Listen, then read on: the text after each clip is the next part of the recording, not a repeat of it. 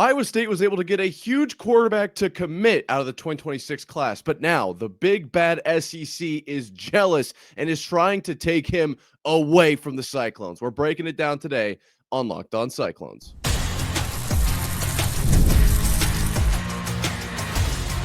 You are Locked On Cyclones, your daily podcast on the Iowa State Cyclones, part of the Locked On Podcast Network, your team every day.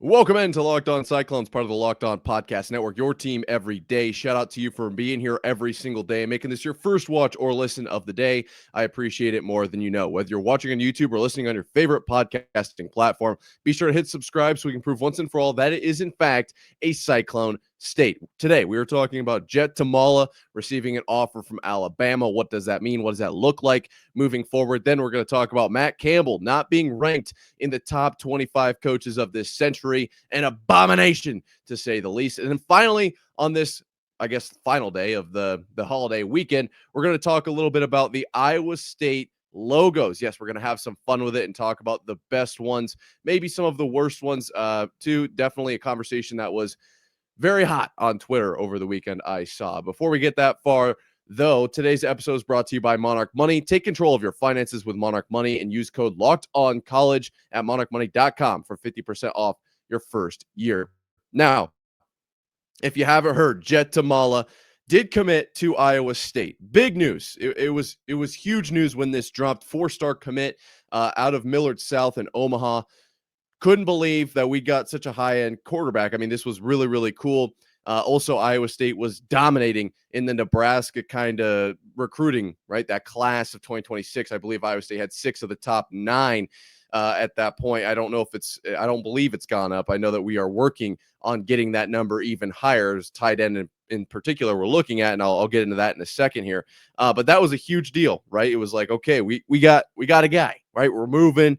This is a sign of what Iowa State is becoming, especially with Brock Purdy and his contract extension in the NFL, the success that he's had at the quarterback position outside of all of the other Cyclones. We're starting to see more Cardinal and Gold in the big leagues, right? So we're like, okay, now we're starting to develop into this power program. This is huge. The Alabama Crimson Tide see that and they go, all right, we gotta put a stop to that. Let's send an offer out to Jett Thomalla. Now, don't panic. I don't think this is the end of the world. Let's kind of break it down. Jett Thomalla actually had some comments on this, talked a little bit about it, said he's been very open with Iowa State through the whole process, and still kind of like spoke highly of Iowa State, but at the same time was like, I kind of want to see what Alabama is all about. And I will admit, like, I'm sure, I guess I've never been, but Alabama probably has better facilities than Iowa State. And yes, you're in the SEC and you're probably going to have more NFL teammates is my guess. I mean, obviously Iowa State is transitioning towards that, but it's still Alabama we're talking about here. And he said, like, you know, it's really cool, just like right here, quote, growing up as a kid, it's always been one of the bigger programs. You always watch them on TV, just shows hard work pays off and it's cool to get. Okay. Yeah, it's a little bit of a cool deal. But now we're kind of going into pitch mode with the rest of this. Why would Jett Thomalla want to choose Iowa State over Alabama? I think that's a fair question, just because obviously the pedigree of Alabama is a little bit higher than Iowa State. But at the end of the day, I think Iowa State is the better pick. Now, the first thing that comes to mind is obviously going to be playing time, right?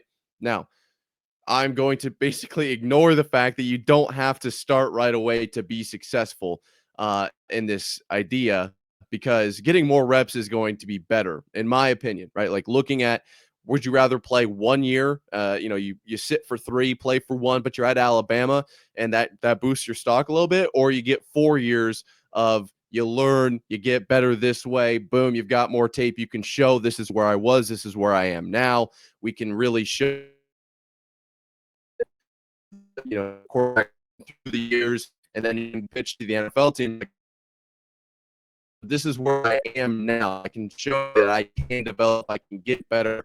Not only in the pocket with maybe some accuracy, maybe working through reads, maybe with play calls, whatever it is, right? There's tons of different things you can get better at position because it's such a demanding position.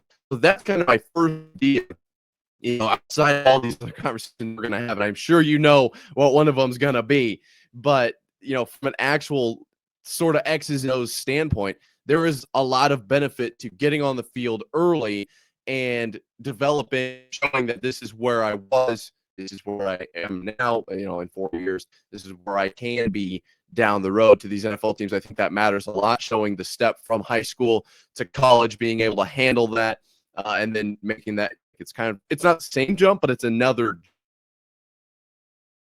the NFL, with 1 year of experience, shaky in that 1 year or whatever. I think it's going to look a little bit different than if it were this is what I did in high school, and I saw what it was going to be like. But then over, that year into my year, boom, and then my junior year, boom. This is where I'm at. I think that's a huge deal. I think it matters quite a bit. Now, the other side of this was be the culture. That's what he talked about. Tamala talked about during his visit.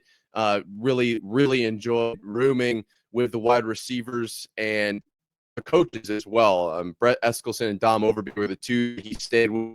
It's really cool. That and the culture. What I got with the players, a lot of it's about how the coaches act when recruits aren't around. I mean, that's what it's gonna be, right? You're not just a number at Iowa. All the coaches care about the players, and Matt Campbell and everything he said throughout this kind of tumultuous time, I think only for that it only proves it even more just how culture driven, development driven, which is another point towards him staying here instead of going to Alabama. Really quick on the development. I don't know if Alabama is concerned as much. Obviously, they want to develop their players to be very, very good because they need to win games. But at the end of the day, like Iowa State has come out and said, like, we're okay with losing as long as it's developing our players, which that's a whole nother conversation. But it is an element of we're developing the players individually to be better. Now, back to the culture standpoint, I have a hard time saying that Alabama has better culture than Iowa State. Maybe that's just my view being a little bit skewed, but I think that it's a different vibe. And I don't know. I'm not from Alabama. I've never been to an Alabama football game, and I've never been inside the Alabama locker room. But I would put big money down to say that the Iowa State culture is definitely better. And I also think it's closer to what you're going to get or what he's used to potentially from his high school days. Not that that's, I guess, good or bad. Some people want to change of pace, and maybe that wasn't something I should have brought up. But nonetheless, I think that's a big deal, as far as culture goes. He did receive some offers from other big schools, so to kind of curb your scared thoughts, I suppose is not the right way to put it, but Iowa, Arizona, Missouri, an SEC school, Duke, Virginia Tech, Washington State, Colorado State, Arkansas State, UNLV, San Diego State, a bunch of other schools that offered this top tier talent, and he's decided to commit to Iowa State. Now, there is the element of Amarian Jackson having committed from Millard South in his class. The number one wide receiver now at Iowa or committed to Iowa State, like that's going to play a role. Would you like to be on a team with one of your former teammates, a buddy of yours? And then also we're working on bringing in just a star tight end. Where is it right here? Isaac Jensen.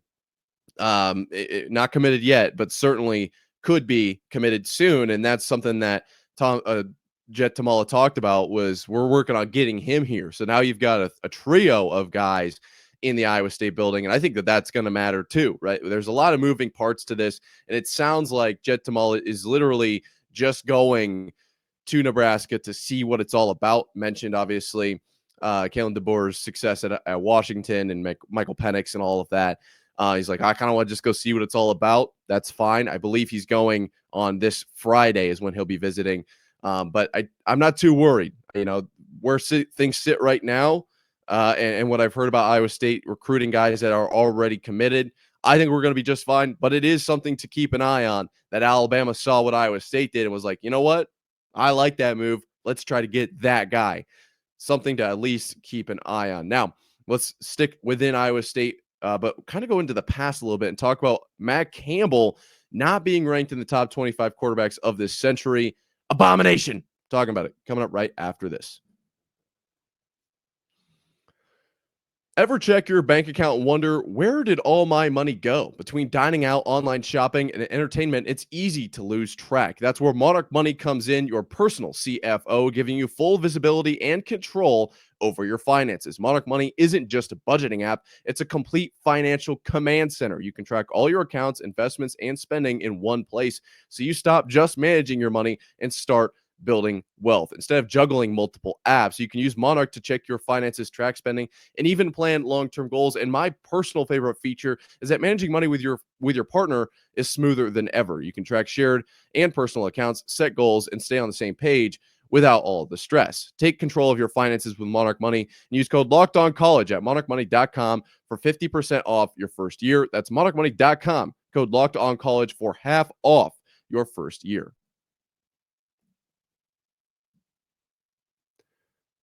Matt Campbell, the greatest coach in Iowa State history. Some are calling him, and I believe I'm in that same boat here at Locked On Cyclones, part of the Locked On Podcast Network, your team every day. However, the New York Times put out a top 25 quarterbacks, or excuse me, top 25 coaches of the 21st century. Let's read through them really quick. Nick Saban, Urban Meyer, Pete Carroll, Kirby Smart, Dabo Swinney, Bob Stoops, Jim Tressel, Jim Harbaugh, Mac Brown, Chris Peterson, Ryan Day, Brian Kelly, Jimbo Fisher, Frank Beamer, Gary Patterson, James Franklin, Les Miles, Mark Ruck, Kyle Whitting. I believe that's Kyle Whittingham. They cut that off. Lincoln Riley, Mark D'Antonio, Kirk Ferentz, Bill Snyder, Chip Kelly, Mike Leach. Now, Matt Campbell did not make that list. Okay. Now, why? That's a good question. Probably because he's from Iowa State, to be completely honest. I can't believe Kirk Ferentz is on there. And that's literally just because of my position, Iowa State, Iowa. But to not put Matt Campbell on there is ridiculous, in my opinion. Now, part of this is going to be that Matt Campbell only picked up at Iowa State in 2016, right? So not that long as far as, you got your Nick Sabans, even, I guess, Pete Carroll, it's an interesting one there. But some of these names have been around a long, long time. Obviously, Nick Saban, the head of that at number one. Matt Campbell only with the Cyclones here for a few years, so that's going to play a role. But taking over the Cyclones where he did to taking them to where they are now, I mean, it's night and day. Looking at the win totals, 3, 8, 8, 7, 9, 7, 4, 7, 11. So only 2 years without a bowl appearance. Now, the bowl record is going to be cited here with only 3 wins to 4 losses. Wins in the Liberty Fiesta and Pop-Tarts Bowl, and losses in the Alamo, Camping World, Cheez-It, and Liberty Bowl. Okay, the second Liberty Bowl. Now, yes, that's going to be a thing. Okay, and Iowa State, based on this year, only ranked, I believe, at the end of the year twice through his tenure there. And that's, it's going to be expected a little bit. You've got your the 2020 team that was so good, and then this last season, first 10-win season ever, which is, I feel like that's worth something, taking Iowa State from what they were to a 10-win season. I feel like that's notable. And then you've also got 2 championship berths in there, 2020 and 2024. Didn't win either of those. Not ideal, but we're making progress, right? And so I'm not gonna gripe too much with this list. Some of these names are beyond historic. Kirk Ferentz, historic, I think, solely because of his age, but definitely has a few things here. 8 double-digit win seasons. Okay. Iowa State won all time. It's fine. 2 Big Ten championships. Iowa State hasn't done it. I get it. There's going to be accolades by these guys. It is what it is. But more so, I kind of wanted to look into, what does Iowa State need to do maybe over the next 10 years? I don't know how much longer Matt Campbell will stick around. Hopefully it's until he retires, right? But let's look at the 10-year kind of span here. What does Iowa State need to do for Matt Campbell to move into kind of this category of a coach? It's a good question. It's a little bit of a hypothetical question. I think Iowa State needs to, in the next 10 years, probably have, let's say, 6 double-digit win seasons. I don't think that's too unfair, counting, especially if you count the bowl game, right? So if you get to 9 games, 9 wins, and then you win your bowl game, that's 10. Let's count that. So 6 seasons at double-digit wins, I think, would be a big kind of indicator of, now we've taken Iowa State to this consistent sustained success level of about 10 wins. So you're going to have a few years where you don't get there, but I think that's a fair number, especially 6 being more than 4, right? You kind of got a whole new unit in there after 4 years for the most part. And so, excuse me. So I think that also shows that element. I do think Iowa State probably needs to walk away with at least one Big 12 championship. If you're winning that many games that much, though, I would be surprised if Iowa State doesn't make the game, 3 times or maybe even more throughout that stretch. And then in those 4, hypothetical seasons where Iowa State doesn't hit the double-digit win mark, I think you probably can't dip too much below 7 wins, right? You probably need to make a bowl game in every one of those seasons, and you probably want to win at least 50% of those. I would argue you probably need to have a little bit of a higher win percentage there. So you're looking at 10 wins, or 10 seasons of 6 wins or more, ideally closer to 7 or 8 on the down years, including a bowl game win, and then probably 6 seasons with 10 wins, including a bowl game win, and probably I would say 2 championships in the Big 12. That's going to lead to a couple playoff berths as well. Maybe you win a playoff game in there. That'd be cool. I don't think it's necessarily super, super important. I think if Iowa State can make a run to a national title, I think that's going to boost things tremendously. I don't think that's necessary, though. Can Iowa State get there? I think absolutely. I think the way things are trending, we're looking at really, really solid, kind of growth, kind of development here. Also, with the transfer portal being what it is now, it's going to make things harder. It's going to make things easier, right? And also, Iowa State's recruiting, I think, right now is probably the best that it's been in a long time. I think Iowa State is at a great spot to do something like that over the next 10 years. Over the next 5 years, I don't think you can get yourself in that conversation unless you win back-to-back national titles or something ridiculous. Maybe 5 straight Big 12 titles would kind of put you in that conversation, but you would have to far exceed expectations and very much consistently, right? So I don't even 5 straight appearances. If you only win one of those, I think that's almost more. It's not a knock, but people will definitely look at it like you can't win the big one. And so I just 5 years. I don't know if Iowa State or Matt Campbell can get into that conversation, but I think over 10 years, it's a very doable, not goal, but kind of outlook, right? So I'm a little upset just based on what Matt Campbell has accomplished, what he's turned this program into, that he's not in the top 25, but it's not something he can't do over the next 10 years. And the other thing, too, that we haven't even touched on is just his approach to the game. Now, I know that in this article, they weren't looking at that, but I do think it's worth talking about just Matt Campbell's approach to the players, to the program, his developmental approach, his culture, all of that sets him apart, in my opinion.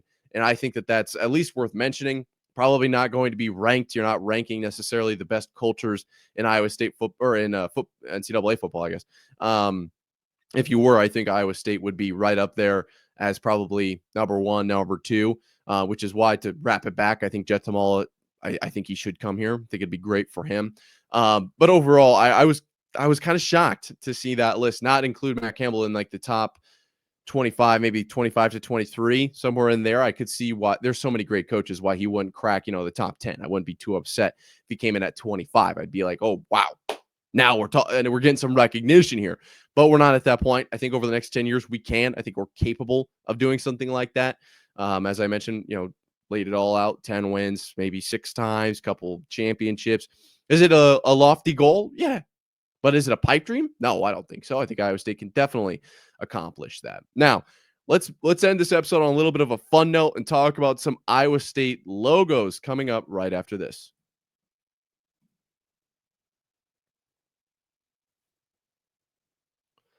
So I was browsing the internet this weekend, and I came across this tweet by @B_Phillips21 here at Locked On Cyclones, part of Locked On Podcast Network, your team every day.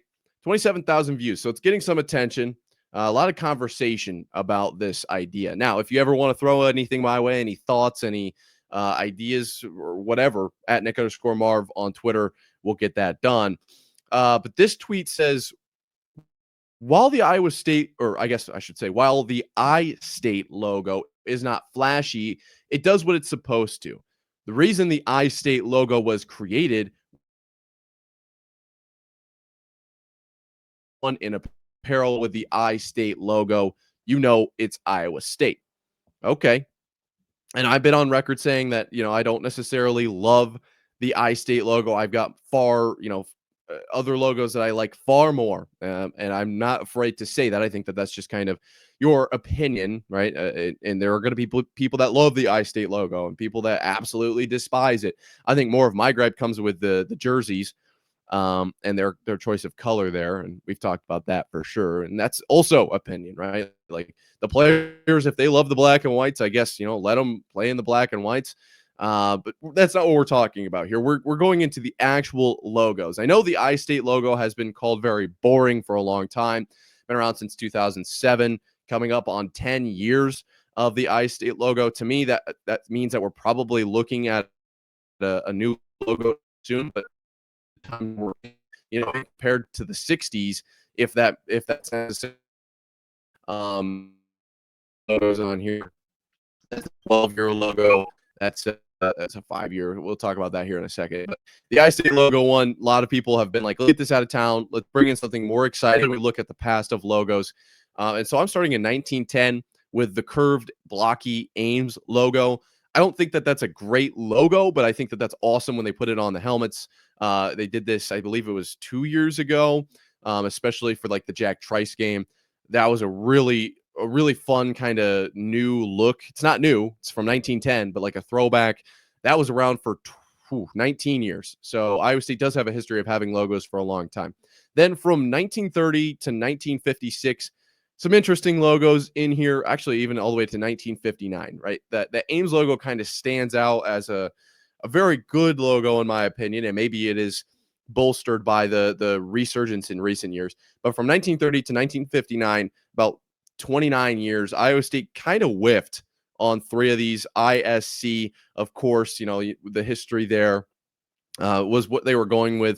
1948 to 1956, that 8-year span, they had a big old blocky eye with like a megaphone kind of behind it. I can see the vision there, but I do agree that iState is more recognizable than that eye blocky with the megaphone behind it. I don't hate switching out of that. Now we get to the good stuff in 1965 when we've got Cy walking to the left with the flag and the ISU pennant hanging on that stick there that's in his mouth. He's walking, he's marching. That's a sweet logo, was around for 12 years. I have no problems with that logo. 1978 to 1983, in 5 years, they switched the direction. So now Cy is walking left to right. He's got an eye on his chest now. Just a little bit of a different look. No flag. Is wearing shoes in this logo as opposed to having little bird feet, I guess. I don't know what the term is for that. In the other logo, obviously a little bit more cartoony. In this 1978 to 1983 timeframe. Then in 1984 to 1994, 10 years, the kind of flowy tornado with Iowa State across the top, an iconic logo. That's one that a lot of networks go to as the throwback for Iowa State when they aren't showing just the blocky iState. That's one that a lot go to, but it's not my favorite. It's a classic, but it's not my favorite. 1995 to 2006 was, I believe the official name is the Punching Cy, but I call it the Cy-nado. I don't know if that's actually the official name for the 1984 to 1994 one. But for 9 years, I think Iowa State was in a golden era with the Punching Cy. It's got a tornado, or I guess probably a cyclone underneath, comes up to Cy, who's like bursting through the letters that say Iowa State Cyclones. I wear the sweatshirt on here quite often that has that logo, by far my favorite. And then in 2007, Iowa State moves to the blocky iState. And in 2008, they revamped. It looks like the color really is what they changed just slightly, a little bit brighter. We've had that now since 2008. That's what, 13 years? Is that? No, that can't be right. Almost 20 years. 2008, so 17 years. So pretty long time to have this same logo. And I do agree with this B_Phillips 21 that it's recognizable. I mean, it's basically writing out who it is. There are some ISUs out there. I know Illinois State University, also ISU. And so there's the argument, I guess, there. As far as recognizability goes, it'd be hard pressed to convince me that something like the Punching Cy or, the 1978 to 1983 walking Cy with the eye on his chest is less recognizable, because in 1995, you've got Iowa State Cyclones on the logo. Like that's literally the name of the university with the mascot there. In 1984, it says Iowa State right on it. And in 1978, you've got a very intricate logo with a big old eye on his chest, and then it's cardinal and gold. I know there's a lot of other universities out there that are cardinal and gold, but I think that those are just as recognizable as Iowa State. Now, the other argument here is that these newer logos are more minimalistic, easier to kind of decipher, from a long ways away. As he says, in an airport, you don't need to get up close to see what that big red blob is. It's literally just I State, like kind of like a Superman logo, just really big on the chest. You can identify it from forever away. It's very simple. It's easy to replicate. People can draw it really easily. It's literally just like blocky letters. There are advantages to this logo, but to me, I don't think that, it does. To argue with this post, you have to basically say that it doesn't do what it's supposed to do, because he's not saying that it's the best logo. He's saying that it's not flashy, but it does what it's supposed to do. It enhances our brand. I suppose the argument here that I am tailoring to is that it is easy to see from a long distance, right? You don't need to get right up in the grill and say, oh, what is that? Or you can't have kids drawing it out. Like, I think most kids probably over the age of 5 can draw an Iowa State logo now, the current logo, very easily. Just stick letters, not blocky letters even. And then beyond that, it's really easy to put on posters and signs in the stadium, things of that nature. Like game day, whatever. It's really easy to draw in comparison to, you probably need an art degree to draw the Signado correctly. Like I know I couldn't do it. But to get away from his, is it effective? Yeah, sure, it's effective. It is not the best logo. It just isn't. I don't really care which one you pick. 1965 to 2006, any of those 4 logos, electric. And this is what, modern logos have gone to, not just in college, but in all businesses. It's getting a lot more simple, minimalistic, easy to recognize. Not so many pictures, kind of just the name of the brand. It's fine for Iowa State to stay up with the times like that, but it is not better. It is not cooler than any of these from those last 4 prior to the rendition that was 2007. If I had to pick, it'd be Punching Sai, number 1. I think that is by far the coolest one, by far. But also 1978 has a little bit of a charm to it. I think 1984 is a little bit too simplistic for me. And 1965 has the ISU right on it. So if I had to rank them in order, I might go, Punching Sai, 1995 at 1. I think that's by far and away my favorite. Then I'd probably go, actually, you could make the argument 1965 is better, but, I'm going to go 1978, just personal preference. Then 1965 with the flag or the pennant that says ISU. And then I'm going to the 1984 one with the wavy kind of tornado. Nothing wrong with that one, just out of the 4. I definitely think that there are better options. Let me know what you think down below in the comment section or at Twitter at Nick_Marv. Always looking out for you guys there. If you ever want to send me any questions, I'll answer them right here on Locked On Cyclones, part of Locked On Podcast Network, your team every day. Thank you guys for sticking around. Be sure to hit subscribe if you haven't already. Completely free, and helps the channel. It helps improve the Cyclone state. Until next time, Cyclone fans, sayonara.